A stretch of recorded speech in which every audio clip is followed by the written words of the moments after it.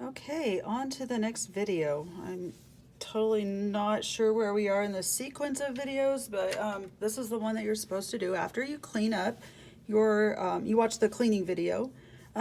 You can see on my block I have gone in and I have carved out some more details. So the next step after you have cleaned your block, you're going to get another blade from the back of your stylus. This blade here is a number 3, and the bigger the blades, or the bigger the number, the bigger the blade. So you can see this one here is actually going to make thicker lines when I remove it. So like right in here and here, I used a 3 blade. If you need a really thick line, use a 4 or a 5. If you need thin lines, you're going to use a 1. And to take those out, you just lefty-loosey, kind of wiggle it out. There you go. If they get stuck, and if you're remote, I'm so sorry, you're just going to have to like work on wiggling it out. You may have to take the whole thing off and then kind of like wiggle out all the innards of the lid here. So you can see there's like 3 pieces here. If that comes undone, you just take those 2 pieces, put them together, and put them inside of this little cap. And you're going to tighten it again. Maybe. There we go. And I'm going to put my blade back in there. Sorry, I was off camera. Hopefully you weren't completely lost on that. All right. So then I'm going to finish carving in these lines. So what I'm doing is I'm taking out more of this detail. So anything that I want to stay black, I'm not going to carve it out. But I do want to carve out a little bit more of that texture. And then what I'm going to do is I'm going to print another layer after I've carved out my second generation. So this is another generation of carving. So I'm just doing more. And you can see, you can kind of wiggle it to get, there we go.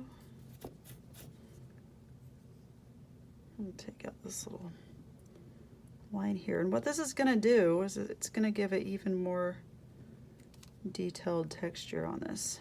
There we go. And I'm going to leave that in. Let me see if there's anywhere else that I might want to carve out. Maybe a little bit right in here.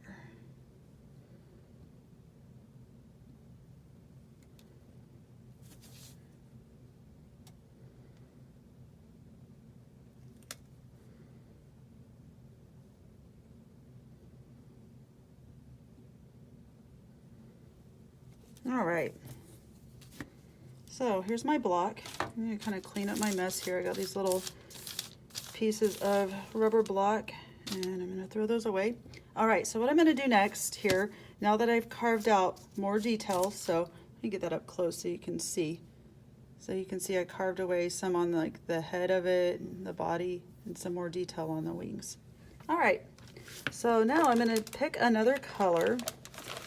I think I will do red here.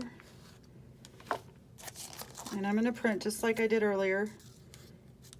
Get about a quarter size dime to a quarter size amount.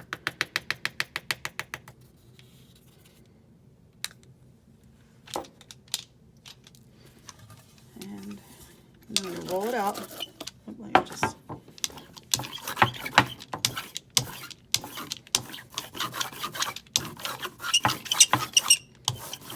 So sorry about the stickiness. I want to make sure my brayer is evenly covered, and then I'm going to dust this off. Okay, I'm going to roll my ink on here. Try to get even. All right, now what I'm going to do is I'm going to take one of my first prints. Move that out of the way so you guys can see this.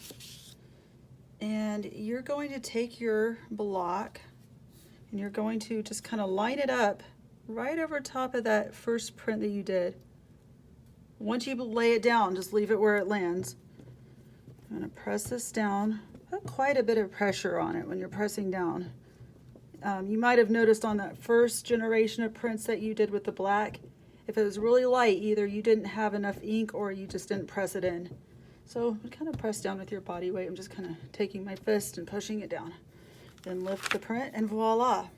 Now you can see, now I've got these layers. I can see where that black was underneath, and then the red's starting to kind of come over, excuse me, where I was, where I had carved away more lines. Okay, so I'm gonna set that one aside, and I'm gonna repeat the process on my other prints. Now, if you want to switch colors, you will need to clean your, tray and your brayer and everything. If you do switch colors and your brayer is still wet, then you need to dry it off, because otherwise you're going to end up with a really fuzzy kind of, it's going to make everything get too wet and fuzzy. Put a little bit more ink on it this time. So I'm going to do the same thing on my other prints. And you want to have 2 generations.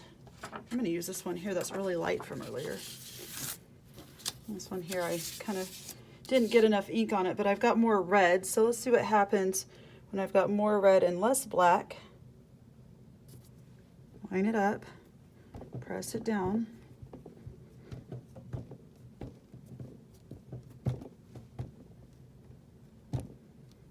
All right, let's lift that up and see what happens. All right, so that one has more red on it and less black. So you can see right there where, like, some of these areas where I've carved away, you can see that there's the black is kind of showing through more. So let's look at that print, and then you can see this one here, and you can kind of see the differences between them.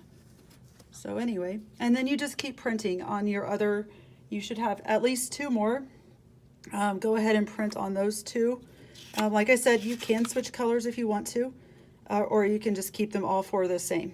And then when you're done, you're going to repeat the cleaning process just like you did. And then you'll move on to the next video. And watch the next video. We're going to take out some texture in the background, and then we're going to do 1 more color of printing. So you're going to have 3 generations of printing. So anyway, that's how you do this part. Anyway, enjoy, and I will see you in the next video.